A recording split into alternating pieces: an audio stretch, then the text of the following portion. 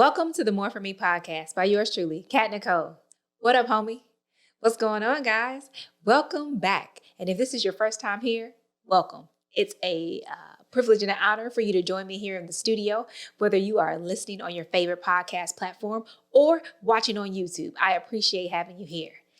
Do me a solid. Before you go any further, why don't you pause, take a moment, subscribe, turn on your notifications, like, share, rate, review, help people by sharing your thoughts, your comments, and I want to hear it too.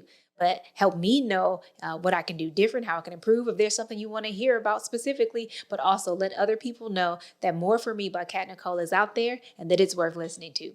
Now, today, we're on another journey, More For Me Journeys, and I'm joined in the studio by Kent Justin Brown. It was an awesome time to actually have someone in the studio, and we had a good time. So I hope that you enjoyed this episode, and I'll talk to you in a few ticks. All right. Hey, yo. What up, homies? How's it going? Surprise! I'm not by myself. We're all COVID-free here. Loving it, living it. Guess what? Joined in the studio today with I was properly informed. Pardon me. Big KJB in the house. Yeah. I'm here. Y'all thought y'all could get rid of me. I'm on all y'all channels. Guys, my friend, this is like my little brother, not little brother, younger brother. We're both too old for that. It's like my younger brother here. So it is an honor and a privilege to be here in the studio with the big KJB. This is Kent Justin Brown. I will always what? I always love to call him Kent Justin, even though he wants people just to refer to him as Justin. It's just what I do. As a big sister, as a little sister, you can ask my blood brothers. It's just what I do. I'm excited. I'm glad to be here. It's like a pleasure. It's like nice to have somebody like literally in the studio. Like I've been doing these air quotes, like in the studio. No, like I'm here. No, you're here. Guess who's in? I'm going back to Cali. Yeah. This is a song, not the actual events that happen. Okay, I'll take that. I normally just roll with the words. You went deep on me. I'm like, whoa, we going there? I can't swim. We can't deep dive. So let's stay shallow. We are literally just doing lyrics. So today, I wanted to have you on, KJB and I, the big KJB. He'll just be KJB. So we go way back. Let's see. We got 6, 7 years under the belt? I want to say 6, yeah. Want to say 6? I inflate those Texas numbers like for everybody. Literally, I just add an extra year. Maybe there was one difficult year and I was like, I'm gonna count that one twice. But so 6 years under the belt. And I would say that we've had a lovely progression to this point of what I deem as like a siblingship. My younger brother here. If we go back to the 6 years, it's been a journey.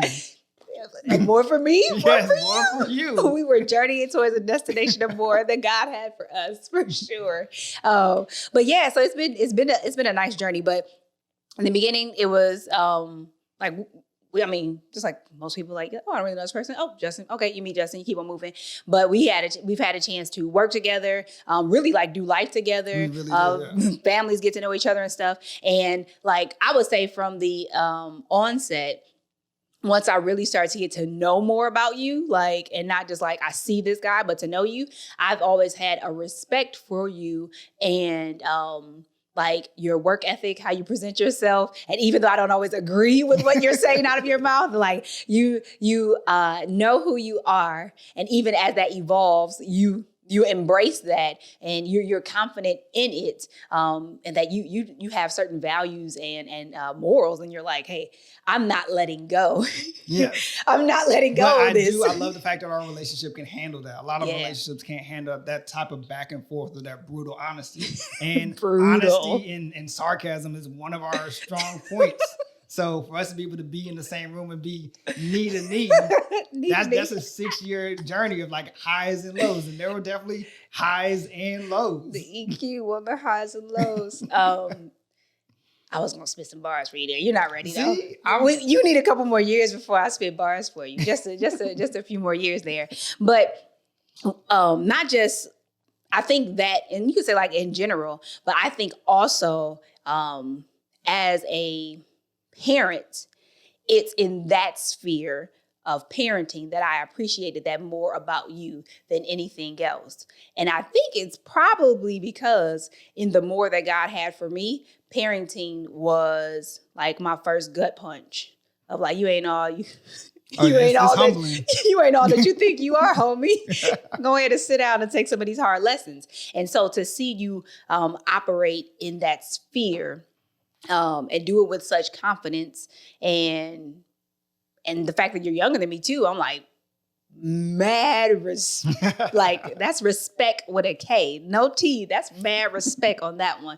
And so that's something that I really always appreciated about you. I don't know if you carry it that way in your head and in your heart, like I kind of got this and I'm rolling with it, or what is it? What is it really like for you? There's different moments. So I mean, right now within this moment for me, I do kind of carry it as a badge of honor. So I have a 12-year-old daughter.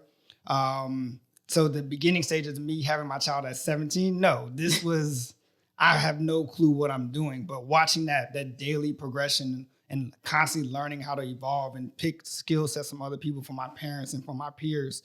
It's kind of like now I'm almost a veteran. Just like you said, like I walk around with other parents who are 10, 15, 20 years older than me, and my child is older. So I've gone through a lot of experiences that they're either embarking on or still trying to test out the waters. And like, I can help you if you're willing to receive it. Yeah. But also I respect you as being an elder statesperson. Like I respect you in your other life choices. Like you can help me as well. So there's a lot of things that especially we pull from each other. Yeah. And it's just like I'm humble enough to be able to understand I might have a certain level of leverage, but I've got to be able to learn as well. That's good. That's good. That's so good. We're going to take this quick commercial break and hear from our sponsors, Team Thompson. And we're out. All right. And we're back from our commercial break.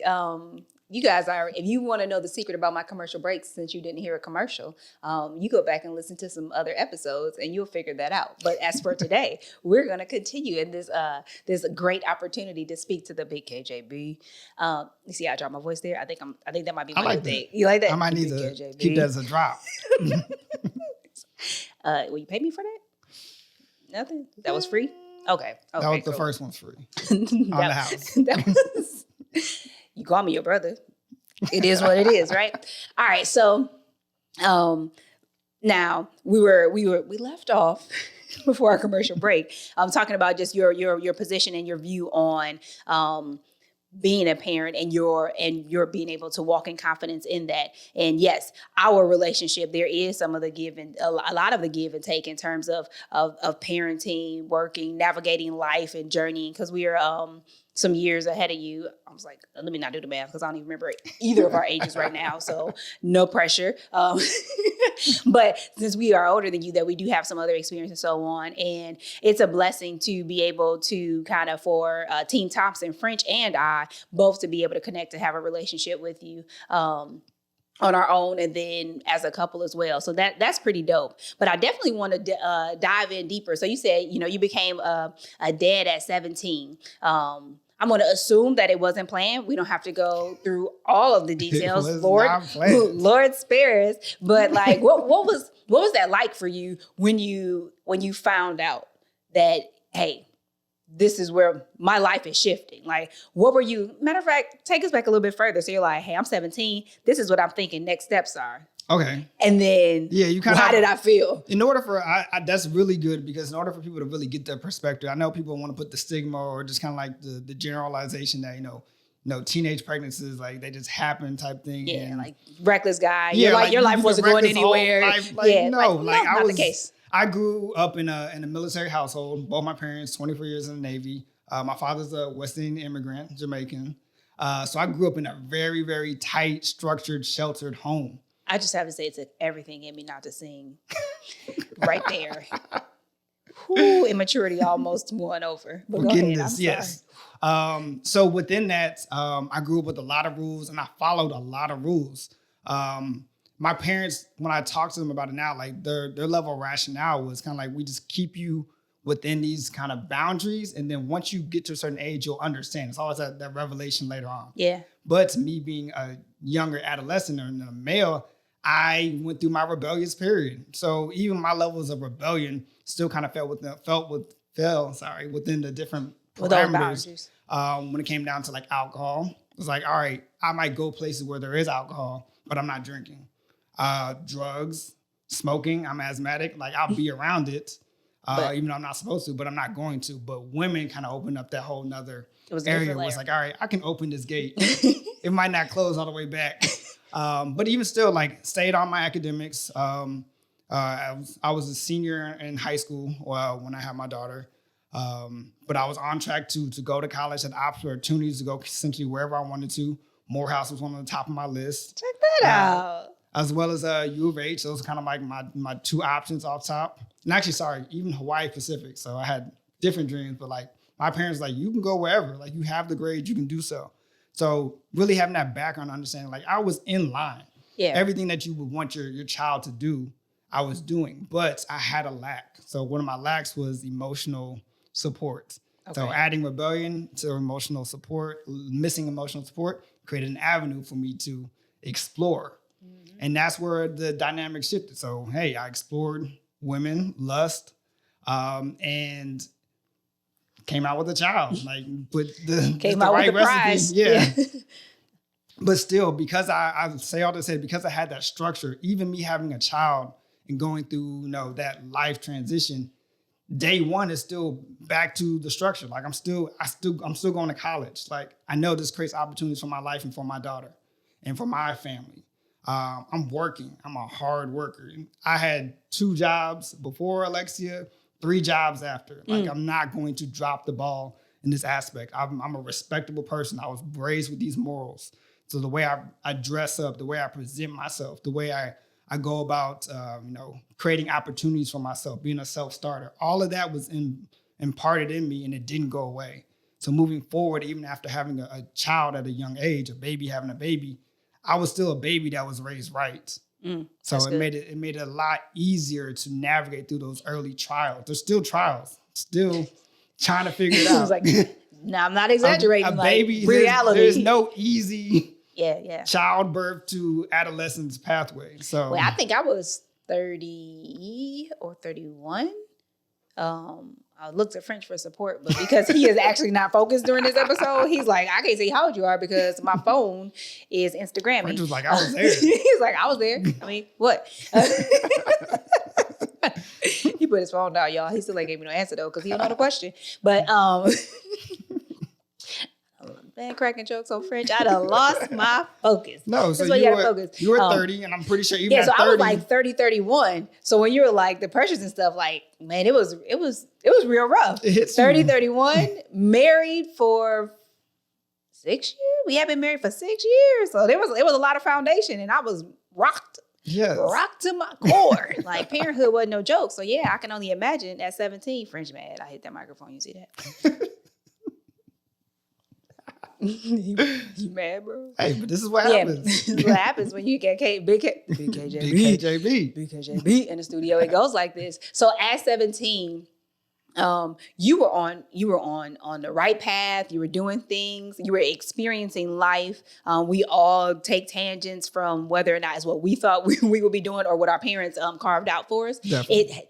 Depending upon what it is, it impacts you in a different way. So out the gate, like I legit, like, what was your response like when you found out? Like I want to go down to that like micro moment, like at that point in my life. I don't know. Can you say? I don't want you to say anything that would have your child look back upon this. No. Also, disclaimer: I have my own podcast, shameless plug. Stay dedicated. So I talk about this in a lot more detail on a more constant basis, just about fatherhood and everything. And I mean, I've come to the point you got to accept your reality for what it is. Like, but there's 2 different stages in my life. So almost kind of pre-Alexia, then post-Alexia.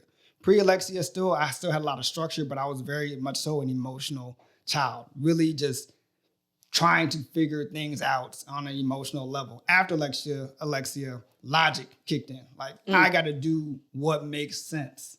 So that being said, emotionally, yes, I was confused.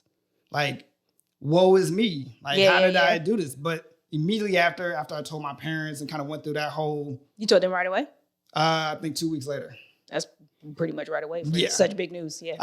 I needed the 2 weeks in order to prepare my body. To prepare my life for what was going to happen. For anything could have happened at that moment. But after that, after kind of going through it with my parents, and my parents are like, still, the grind continues. Like, your world doesn't end because, you chose to make the decision. That really started to frame my logic mindset. Like, every action causes a reaction. So now when I think back at it, it's kind of like, yeah, I was emotional in that initial moment. But now if I have this conversation with people, which I do often, every action cause, you know exactly what you were doing to get this result. So you can't look flabbergasted or, be taken aback by too long for something that you created. Yeah. So it's really more about intentionality. And as long as you have that understanding, that's kind of help push you in better decision making. If you know what your future looks like based off your actions you're doing now, you'll make better decisions. So what changed about your future in terms of like you were targeting 3 schools and whatever specific major, and then post that.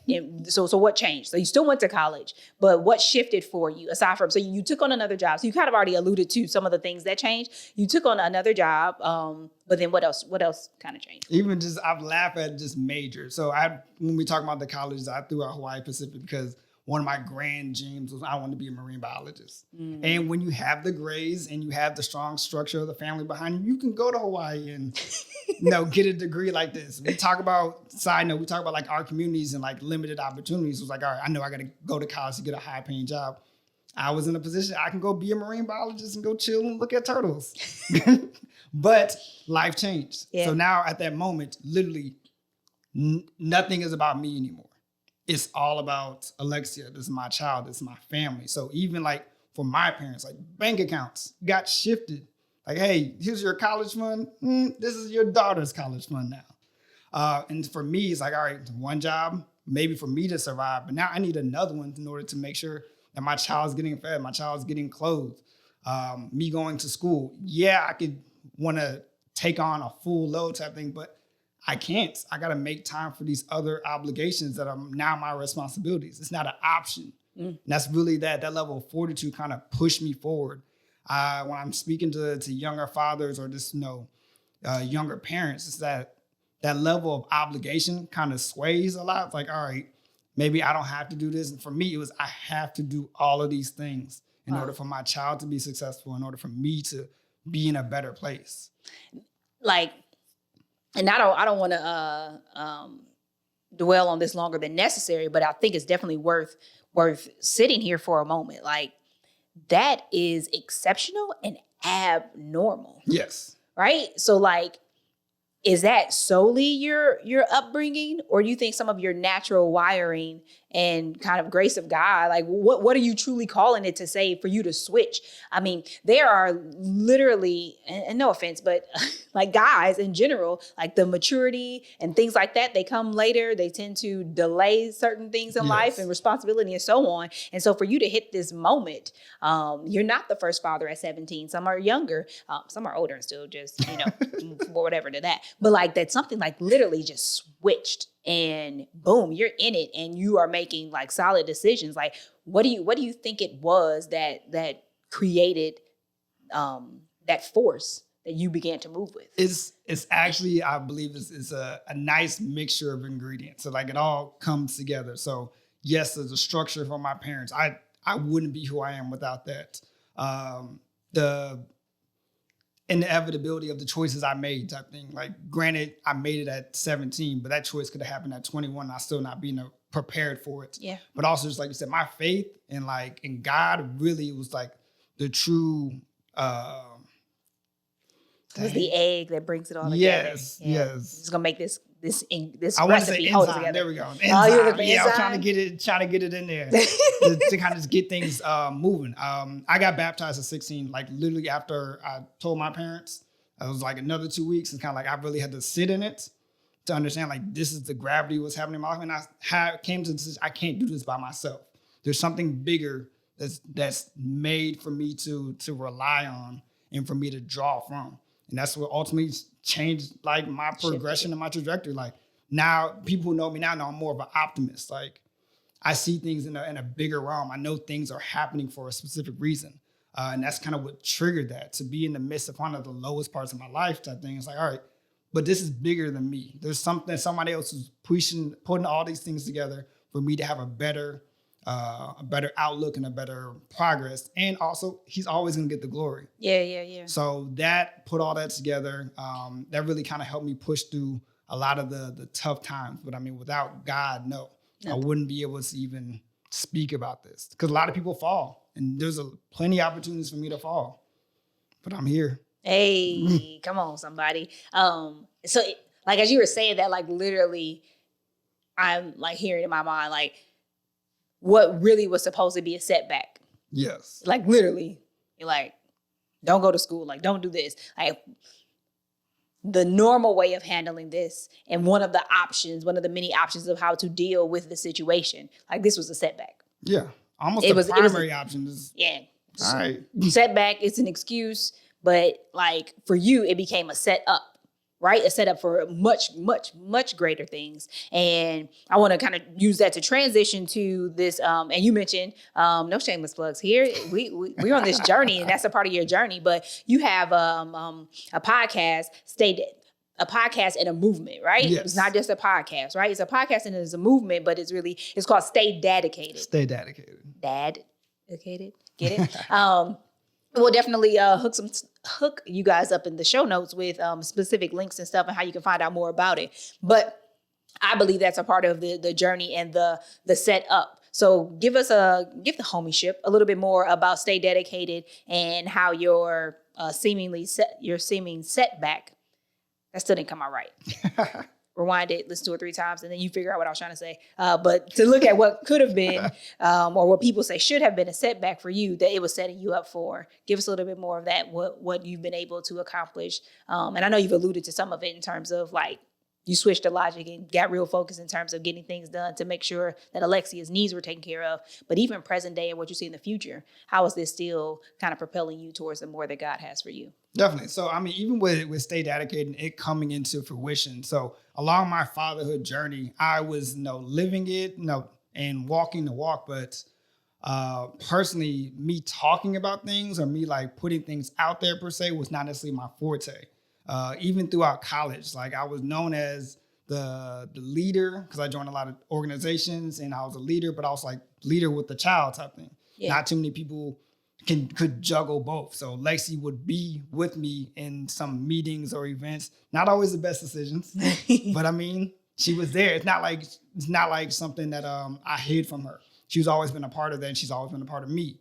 But even with that, I never really like to talk about my story. And I mean, part of having a story and having a testimony is to be able to share it. That's how people get the most, information and growth from things. So Stay Dedicated came about because as I was kind of going through my college times, I had a friend who became a father as well. And we kept on having these conversations about like, all right, how do you do this? Or like, I'm nervous and all this type of thing. I was like, all right, bro, at this point, I'm 6-7 years in, like, this is a breeze. Like, chill out. We'll be fine. And just having those raw conversations with him, he was like, people need to hear this. Like, let's talk about this. And I was like, nah, like I'm still actively going through things. Parenting doesn't stop. So me just being a single Black father, like there's a lot of different little nuances that can throw you off. So I'm like, I don't need to talk about that on the record. But he constantly pushed me, and then we ultimately had a conversation. I had to sit down and pray about it. Like, hey, Lord, like, is this what you want for me? Is this really what you feel like is going to help other people? Because right now, me and you, we got this. Like, you pushing me through. We good. But it's like more for me, more for you, more for everybody. Like, there's this opportunity, especially in this day and age and the platforms that are available. Other people need to hear this. So we ultimately, after a lot of prayer, we came together, came up with the name. It's like, hey, let's start this. Started going. It's been a movement ever since of just, hey, here's our stories. No stories look alike, but at least you have another person in this fight, in this journey with you. Yeah. And that's pretty much what Stay Dedicated as the brand, the podcast, and the lifestyle is about. Just constantly pushing, always staying. It's a play off of Dedicated, but like really staying in this. At the end of the day, like it'll all work out. So how long has Stay Dedicated been on the scene? We just wrapped up our 3rd season. Yay! So it's a little under 50 episodes, tons of hours of resources. Don't plan on stopping anytime soon. So it's been about 2.5 years of just learning what a podcast is for the basics of it, but also learning how to run a brand from podcasting to websites to merchandising to going into business meeting, having a business card and like, hey, this is what I do.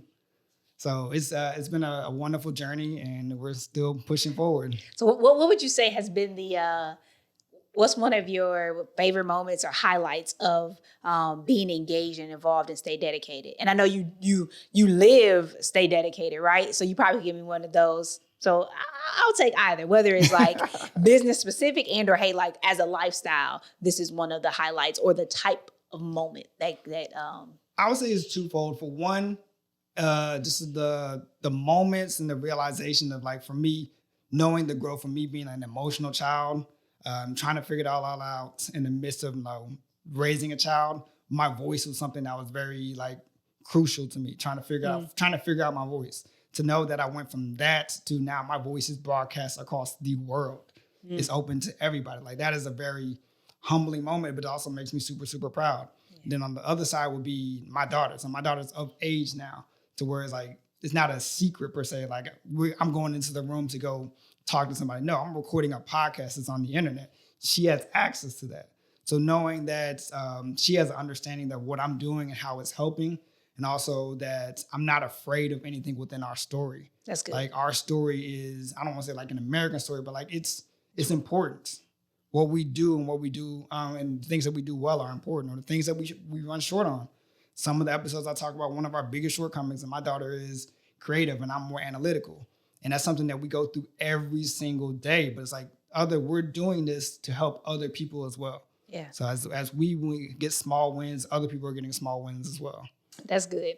And what I love is like the overlap even across podcast platforms, but it's really our experiences, because same thing for me, right? I share my experience and help to expose people to one, that you're not alone, right? Because that could be the worst feeling, like, man, I'm the only one dealing with this. I'm the only one going through this. And it's like, whether or not it's the same struggle or a struggle, the fact that we all have struggles and they're always going to be there. That's real. Yeah. But being realistic about your situation, what you're facing, what you're being faced with, not that it was ideal, not that it was the greatest, but that in everything, literally, there's an opportunity to get better, to do better, and just be better. And through that, you have to seize that opportunity. You can't just let it roll by because you want to dwell on it's not what you wanted, yes, or it's not what you have what you would have chosen for yourself. Because sometimes things happen to us, and sometimes we cause things to happen, like you said. And so I think that's a really powerful thing.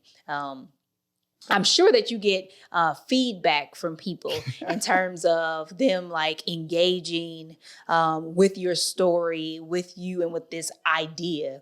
What's like the most moving thing that was like, man, that's energy for me to continue on?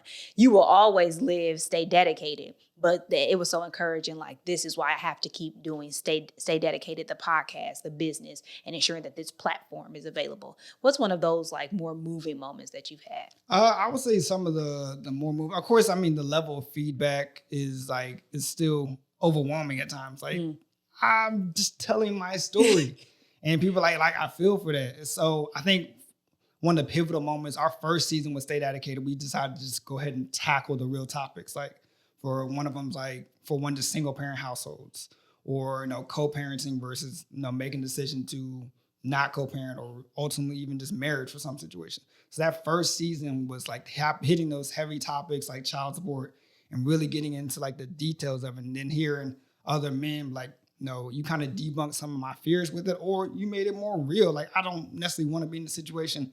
How can I avoid this? And having those true dialogues. And these are people I've been around for years. Yeah.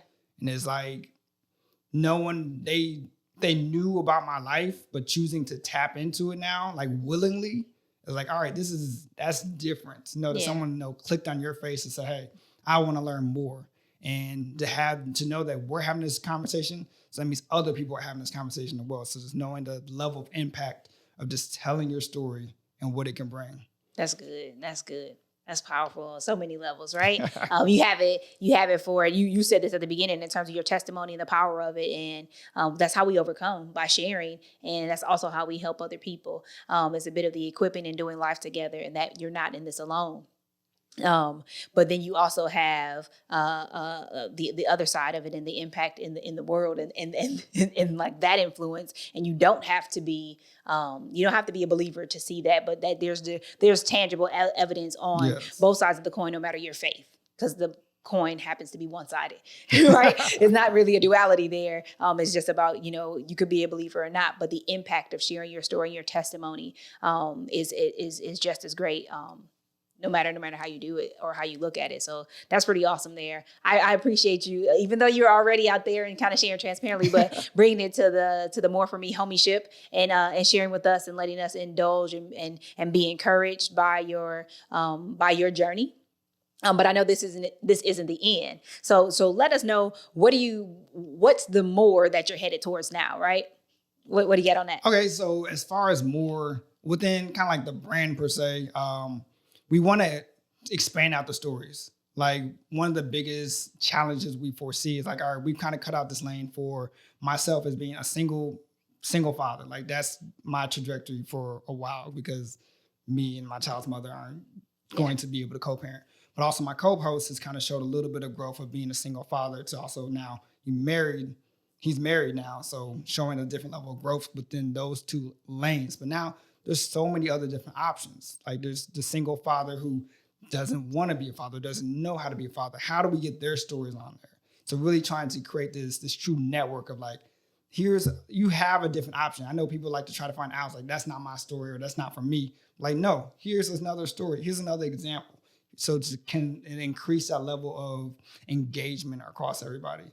Also, just bigger perspective type thing. We do get a lot of feedback from single mothers who are trying to engage their partners into their children's lives. So trying to find different avenues, whether it's on the podcast or putting together workshops or events, or speaker series type things, just to find different ways to try to engage that family dynamic. Might not be the most ideal one that we all have in our heads, but at any cost, we're all still a family. So we're trying to make sure that we bridge it together as best as we can. So expanding out, stay dedicated to the lifestyle, to say, even as a woman or a man, all of us can technically stay dedicated in some form or fashion. Yeah, that's really good. That's really good. That sounds like it's going to be amazing. And I thank God that we're connected, so that I'll be able to see this happen out. And as I listen to the podcast weekly, it drops on Sundays, y'all. But I listen, and so I am excited about that journey and exactly where it will go. Like, that's major. I didn't even know all that. So I'm learning these things today. I'm like, that's gonna be super, super cool. That's why BKJB is here. BKJB. But what I really love is being able to amplify voices of other stories, and embracing the idea that when you look at a lifestyle of being dedicated, so staying dedicated, that some people can't stay dedicated. They have to get. Yes. They have to be dedicated. They have to get dedicated, right? You have to get there first. And for some people, it's not a choice. There are certain things in life that kind of force your hand in it, whether it's pain, child support, so like your hand is kind of forced there. So you're like, it seems like dedicated, but it's unwilling. And it might be, a fight for that. But that this continued exposure, hopefully you guys will be able to help broaden people's perspectives, as well as embracing. I mean, people may not want to hear it, but the reality is that there's no carbon copy, right? Yes. Everybody doesn't want to be KJB. So embracing fatherhood. Well, there's only one. Right? So you have to embrace it from where you are. That's one of our biggest things, right? You have to be honest with yourself and the reality of where you are. And for some people, they won't be dedicated, not in the sense of the lifestyle that you guys have presented for people to embrace, but hoping that there is growth. Yeah. There's growth in parenting as a whole, that will be a really amazing thing. So I am being told by our lovely producer that we're going to be wrapping up here, but hey, this is my brother, so we can always have the big KJB back in the building. Anytime. This was really good. This was really good to be able to share your heart, your journey with people, and know that that there is always more, no matter what we're facing, and that this is one level of your more. I know you're doing big things across the board, but I'm excited to see what comes. So stay dedicated. Go ahead and drop the info for how people can contact you, your social, your website, and all that good jazz. I got you. So www.staydedicated.com is the website. You can find everything there. You can follow us on social at Stay Dedicated. That's on Instagram, Facebook, and Twitter. We have merch on the site. We're dropping new episodes for season 4. That'll be coming soon, but still, we have 50 episodes of material for you to catch up on. Send us any level of feedback. You can email us at staydedicated@gmail. For my own personal, if you wanted to stay up with me and Alexia, I'm at Just a Fiasco. That's at JUST_A_PHIASCO. That was a lot. So we're going to drop it in the show notes for you guys. So you make sure you can press the links and get to where you need to be. As always, KJB, thank you so much for your time. I appreciate you pouring into me. So until next time, stay dedicated. And we are back this way. Did you guys enjoy that? Like I said, I had a really good time recording with Big KJB in the studio. We enjoy each other in general. He is like a younger brother for me, and hope that you enjoy his journey. I learned some new things today and was soaking it all in, and I'm super excited about what God is doing in and through him. And like I said, I'll drop everything in the show notes so you guys have an opportunity to follow what he's doing. Join in on the Stay Dedicated movement. And look forward to seeing what he's going to do and how the platform is going to continue to grow as he shared with us. So I hope you got a lot out of the episode today, so much so that you want to share it with someone else so that they can be encouraged as well. So do just that. In the meantime, in the between time, though, I want you to remember that God has more for me. God has more for you. Now let's get it. Take care.